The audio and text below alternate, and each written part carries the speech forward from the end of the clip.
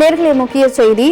அணை பாதுகாப்பு சட்டத்தின்படி நிபுணர் குழுவை இதுவரை அமைக்காதது ஏன் என்று உச்சநீதிமன்றம் கேள்வி எழுப்பியிருக்கிறது. முல்லை பெரியாறு அணை விவகாரம் தொடர்பாக உச்சநீதிமன்றம் தற்பொழுது கேள்வி எழுப்பியிருக்கிறது.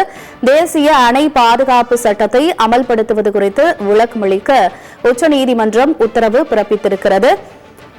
முல்லை பெரியாறு அணை விவகாரம் தொடர்பான வழக்கில் உச்சநீதிமன்றம் இந்த கேள்விகளை முன்வைத்திருக்கிறது. தேசிய அணை பாதுகாப்பு சட்டத்தை அமல்படுத்துவது குறித்து முடிவெடுக்க உத்தரவிடப்பட்டிருக்கிறது. முல்லை பெரியாறு அணையின் கட்டமைப்பு ரீதியான ஆய்வு கடைசியாக எப்போது மேற்கொள்ளப்பட்டது என உச்சநீதிமன்றம் கேள்வி எழுப்பியிருக்கிறது.